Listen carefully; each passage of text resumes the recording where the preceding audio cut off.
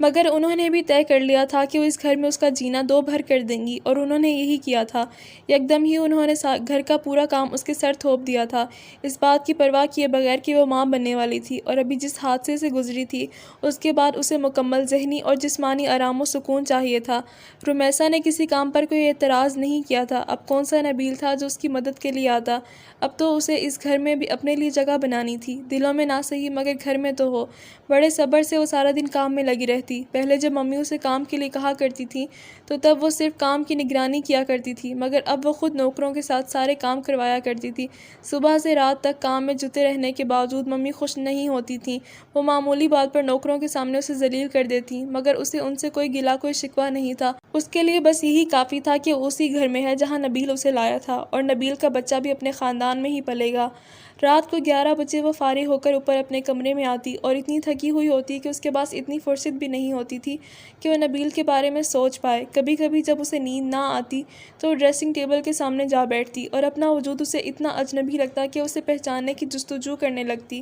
اس کے چہرے پر کچھ بھی تو پہلے جیسا نہیں رہا تھا۔ وہ آنکھیں جن پر نبیل بہت ملائمت سے گھنٹوں انگلیاں پھیرتا رہتا تھا، اب سیاہ حلقوں کی قید میں تھیں۔ دودھیا رنگ کملا چکی تھی، کئی دن بالوں میں کنگھی کیے بغیر گزر جاتے اور اسے احساس بھی نہ ہوتا، اور کبھی جب اسے خیال آتا تو وہ ہاتھ سے ہی بال سنوار لیتی۔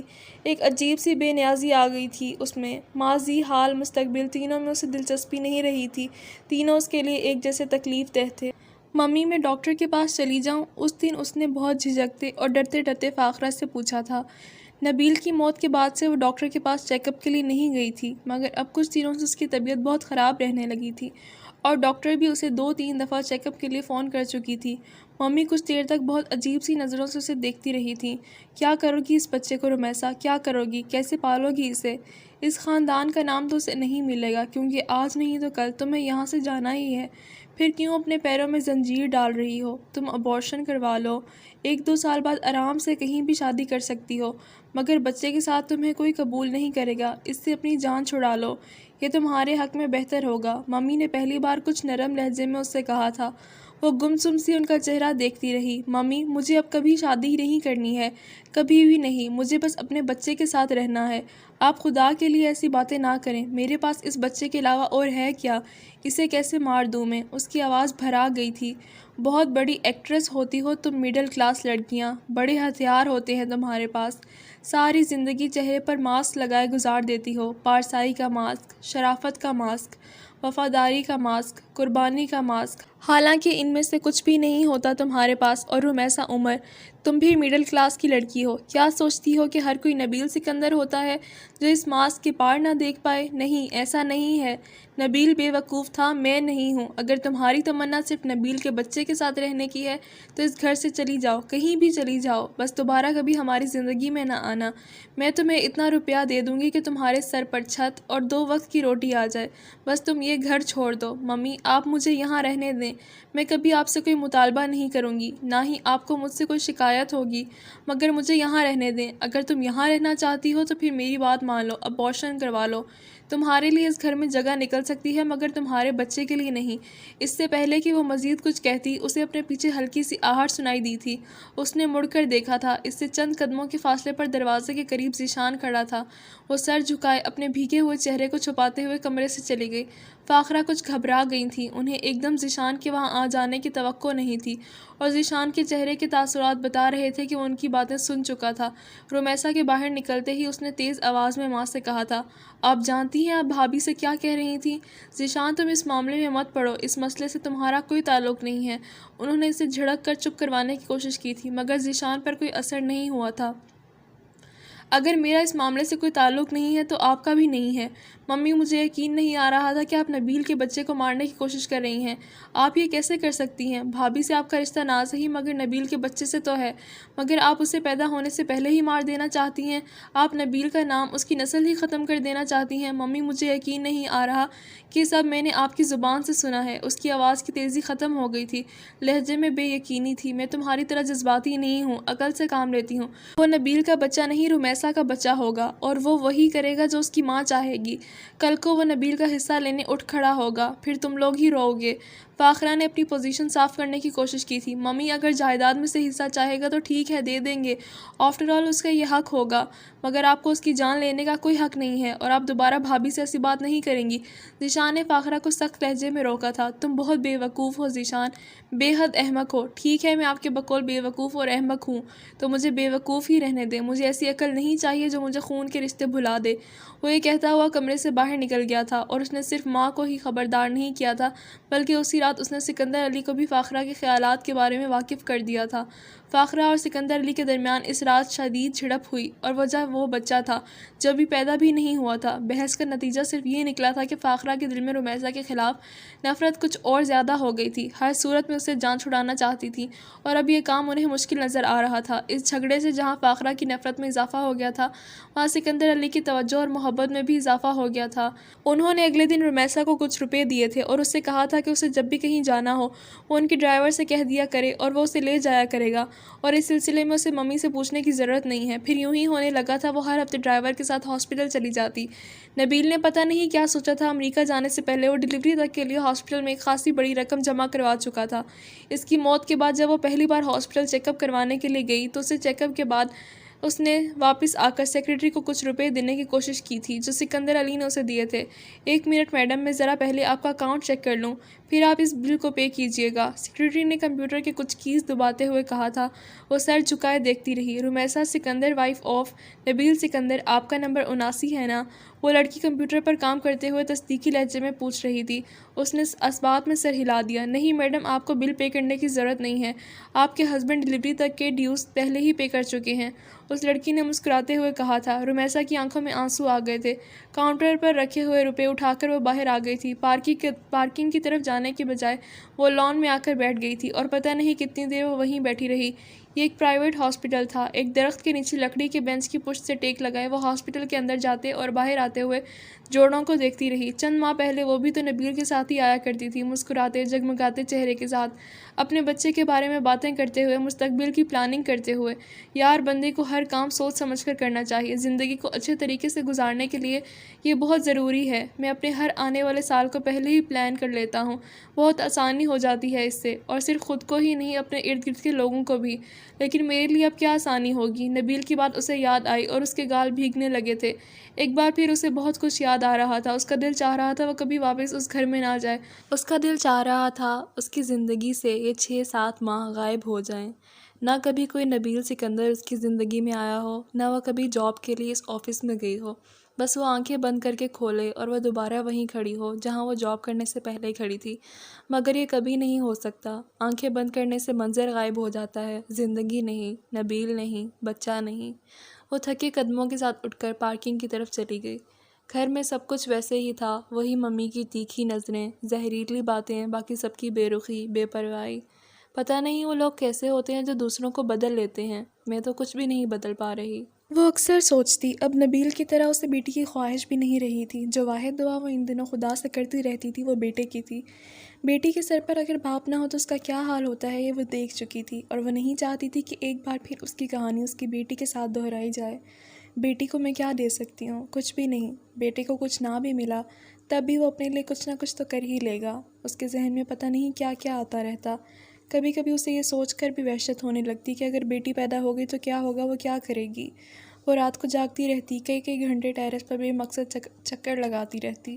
اللہ، مجھے اب کوئی صدمہ نہ پہنچانا، میری دعا قبول کر لینا۔ آج تک تم مجھے چیزوں سے محروم کرتے آئے ہو، مگر کم از کم اب تو ایک ایسی چیز مجھے دے دینا جو میں چاہتی ہوں، جو میری خواہش ہے۔ وہ دعا مانگنے پر آتی تو بیٹے کے لیے کئی گھنٹے دعائیں مانگتی رہتی، مگر کوئی دعا قبول نہیں ہوئی تھی۔ وہ ڈاکٹر کے منہ سے بیٹی کی پیدائش کی خبر سن کر پھوٹ پھوٹ کر رونے لگی تھی۔ خدا کیوں میرے ساتھ یہ سب کچھ کر رہا ہے؟ آخر کیوں؟ وہ بے اختیار کہتی جاتی۔ ڈاکٹر نے اسے بمشکل چپ کروایا اور پھر اس کے اعصاب کو پرسکون کرنے کے لیے خواب آور انجیکشن دے دیا تھا۔ دوبارہ ہوش میں آنے پر اس نے خود کو ایک کمرے میں اکیلا پایا تھا۔ آنکھیں کھولے چت لیٹی ہوئی وہ کتنی ہی دیر چھت کو دیکھتی رہی۔ 19 سال کی عمر میں اس کی شادی ہو گئی تھی، 19 سال کی عمر میں وہ بیوہ ہو گئی تھی، اور اسی عمر میں وہ ایک بچی کی ماں بن گئی تھی۔ بچپن گزار کر اس نے ایک دم بڑھاپے میں قدم رکھ دیا تھا۔ جوانی تو شاید کبھی آئی ہی نہیں تھی۔ اس کے دل میں اپنی بچی کو دیکھنے کی خواہش پیدا نہیں ہو رہی تھی۔ دیکھنا یار، میری بیٹی دنیا کی موسٹ وانٹڈ بچی ہوگی۔ جتنا انتظار مجھے اس کا ہے شاید دنیا کے اور کسی باپ کو اپنی اولاد کا نہ ہو۔ ایک بار پھر وہی آواز اس کے کانوں میں گونجنے لگی تھی۔ اس نے اپنی آنکھوں کو بند کر لیا۔ اور اگر نبیل ہوتا تو کیا میں اس وقت یہاں یوں اکیلی پڑی ہوتی؟ کیا اس کمرے میں اتنی خاموشی ہوتی؟ ایک سوچ اس کے دماغ میں لہرائی تھی۔ وہ ایک دن پہلے ہاسپٹل آئی تھی اور تب سے لے کر بچی کی پیدائش تک وہ وہاں اکیلی ہی تھی۔ کوئی اس کے ساتھ آیا تھا نہ اس کی خبر گیری کے لیے آیا تھا۔ شام کو نرس اس کی بچی کو لے کر اس کے پاس آئی تھی۔ بجھے ہوئے دل کے ساتھ اس نے کمزور و نحیف وجود کو دیکھا تھا جو اسے تھمایا گیا تھا۔ وہ اسے گود میں لیے بیٹھی رہی۔ ممتا جیسے کوئی جذبات اسے محسوس نہیں ہو رہے تھے۔ پتہ نہیں دل اتنا بنجر کیوں تھا۔ وہ ننھا سا وجود اپنی آنکھوں کو بڑی جد و جہد سے پورا کھولنے کی کوشش کر رہا تھا۔ پتہ نہیں وہ کیا دیکھنا چاہتا تھا اور بے دماغی کے عالم میں اس کا چہرہ دیکھتی رہی۔ اس کے نقوش بہت شناسا، بہت مانوس سے تھے۔ وہ نبیل کا چہرہ تھا۔ بہت دیر بعد اسے محسوس ہوا تھا اور پتہ نہیں کچھ بے اختیار سی ہو کر وہ اس کے چہرے پر اپنی انگلیاں پھیرنے لگی تھی۔ ہونٹ، ناک، آنکھیں، ماتھا، گال، وہ نرمی سے ہر چیز کو چھوتی گئی۔ پھر پانی کے قطرے اس ننھے وجود کے چہرے پر گرنے لگے تھے۔ پہلے ایک، پھر دو، پھر تین اور پھر جیسے جھڑی لگ گئی تھی۔ میری بیٹی دنیا کی سب سے خوبصورت لڑکی ہوگی، تم سے بھی زیادہ خوبصورت ہوگی رومی، تم دیکھ لینا۔ پھر کسی نے اس کے کانوں میں سرگوشی کی تھی۔ ہاں خوبصورت ہے، خوش قسمت نہیں ہے۔ مجھ سے زیادہ خوبصورت ہے، مجھ سے زیادہ بدقسمت ہے۔ بہتے آنسوؤں کے ساتھ وہ بڑبڑانے لگی تھی۔ اس شام سکندر علی بھی آئے تھے۔ بچی کو گود میں لیتے ہوئے ان کی آنکھوں میں بھی آنسو آ گئے تھے۔ بہت خوبصورت ہے نا رمیسا؟ انہوں نے آنسو چھپاتے ہوئے دل جوئی کرنے والے انداز میں رمیسا سے پوچھا تھا۔ وہ خاموش انہیں دیکھتی رہی۔ سکندر علی نے کچھ روپے نکال کر بچی کے ہاتھ کے پاس رکھے تھے اور پھر اسے چوم کر رمیسا کو تھما دیا۔ اس نے سر اٹھا کر انہیں دیکھا تھا۔ دونوں نے ایک دوسرے کی آنکھ میں چھپے ہوئے آنسو دیکھ لیے تھے۔ سکندر علی نے اس کا سر تھپتھپایا تھا۔ بیٹا گھبراؤ مت، سب کچھ ٹھیک ہو جائے گا، پریشان ہونے کی ضرورت نہیں ہے، انہوں نے اسے تسلی دی۔ اس نے سر جھکا لیا تھا۔ 3 دن بعد وہ گھر آ گئی تھی۔ سکندر علی کے علاوہ کوئی ہاسپٹل نہیں آتا رہا تھا۔ ذیشان کی پوسٹنگ شیخو پورہ میں تھی، اس لیے وہ بھی نہیں آیا تھا۔ اسے بچی کی پیدائش کا علم بھی نہیں تھا۔ 15 دن بعد وہ ویکینڈ پر گھر آیا تھا تو اسے پتہ چلا تھا اور تب وہ سیدھا رمیسا کے پاس آیا تھا۔ کافی دیر تک بچی کو اٹھائے وہ رمیسا کے کمرے میں بیٹھا رہا تھا۔ پھر وہ بچی کو کچھ روپے تھما کر افسردگی کے عالم میں کمرے سے باہر آ گیا تھا۔ نبیل کو بیٹی کی بے حد خواہش تھی، یہ بات وہ بھی جانتا تھا، اور اب یہ خواہش پوری ہو چکی تھی مگر نبیل نہیں تھا۔ نبیل کی موت کا زخم جیسے نئے سرے سے ہرا ہو گیا تھا۔ بچی کا نام اس نے ماہم رکھا تھا۔ یہ وہ نام تھا جو نبیل نے منتخب کیا اور رمیسا نے اپنی بیٹی کو وہی نام دیا تھا۔ ماہم جسمانی طور پر بہت کمزور تھی اور یہ ایک قدرتی سی بات تھی۔ اس کی پیدائش سے پہلے جس حادثے کا سامنا رمیسا کو کرنا پڑا تھا اور اس کے بعد نہ اس نے خوراک پر دھیان دیا تھا اور نہ ہی اپنی صحت کی اتنی پرواہ کی تھی، اور ظاہر ہے ان سب چیزوں کا اثر ماہم پر ہی ہونا تھا۔ ماہم کی پیدائش کے بعد رفتہ رفتہ رمیسا دوبارہ گھر کے کاموں میں جت گئی تھی۔ کام کیے بغیر اس گھر سے 2 وقت کا کھانا حاصل کرنا بہت مشکل ہو گیا تھا۔ فاخرہ کی نکتہ چینیوں اور طعنوں کا سلسلہ ایک بار پھر وہیں سے شروع ہو گیا تھا، اور رمیسا اب خود کو پہلے سے بھی زیادہ غیر محفوظ خیال کرتی تھی۔ خود کو محفوظ کرنے کے لیے جو واحد طریقہ اس کی سمجھ میں آیا تھا وہ کام کر کے فاخرہ کو خوش کرنا تھا، اور یہ وہ کام تھا جو کوئی معجزہ ہی کروا سکتا تھا۔ وہ ان سے بے حد خائف رہتی تھی۔ جس قدر وہ ان کی خدمت کرتی، ان کے آگے پیچھے پھرتی، وہ اتنی ہی شیر ہوتی جا رہی تھیں۔ روز بروز ان کی زبان کے زہر میں اضافہ ہوتا جا رہا تھا اور وہ بالکل بے بس تھی۔ اس گھر میں کم از کم وہ اور اس کی بیٹی محفوظ تو تھے۔ اس گھر سے نکل کر وہ کیا کرتے؟ پھر مسئلہ 2 وقت کے کھانے کا نہیں تھا۔ کل کو ماہم نے بڑا ہونا تھا، اسے تعلیم دلوانا تھی، اس کی شادی کرنا تھی، اور یہ سب کام وہ خود کیسے کر سکتی تھی؟ اس کے پاس تو اتنی تعلیم بھی نہیں تھی کہ وہ کوئی موزوں جاب بھی کر کے اپنی بچی پال لیتی، اس لیے وہ فاخرہ کی ساری باتیں بے حد صبر کے ساتھ سن لیتی تھی۔ بیٹھو ذیشان، سکندر علی نے ذیشان کو بیٹھنے کا اشارہ کیا تھا۔ وہ اپنے اس غیر متوقع بلاوے پر حیران تھا۔ سکندر علی نے اسے شیخو پورہ سے ضروری کام کا کہہ کر بلایا تھا اور وہ اپنے سارے کام چھوڑ کر قدرے پریشانی کے عالم میں لاہور آیا تھا۔ سکندر علی نے فون پر اسے کام کی نوعیت نہیں بتائی تھی، اور یہ پہلی بار تھا کہ سکندر علی نے اسے یوں بلوایا تھا، اور اب وہ سوالیہ نظروں سے انہیں دیکھتے ہوئے ان کے سامنے بیٹھا تھا۔ سکندر علی بہت سنجیدہ نظر آ رہے تھے، اور پتہ نہیں کیوں لیکن ذیشان کو ایسا لگتا تھا جیسے وہ اس سے نظریں چرا رہے ہوں۔ اسٹڈی میں کچھ دیر تک عجیب سی خاموشی چھائی رہی تھی۔ پھر ایک گہری سانس لے کر سکندر علی نے اسے دیکھا تھا۔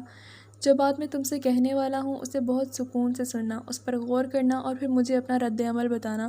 کسی فوری رد عمل کا اظہار کرنے کی ضرورت نہیں ہے۔ میں جانتا ہوں جو بات میں کرنے والا ہوں وہ معمولی بات نہیں ہے۔ میں یہ بھی جانتا ہوں کہ اس سے تمہاری زندگی متاثر ہوگی، مگر پھر بھی ذیشان میں چاہتا ہوں کہ تم رمیسا سے شادی کر لو۔ ذیشان کو لگا تھا کسی نے اسے پہاڑ کی چوٹی سے دھکیل دیا تھا۔ سنتے اعصاب کے ساتھ وہ سکندر علی کا چہرہ دیکھتا رہ گیا تھا۔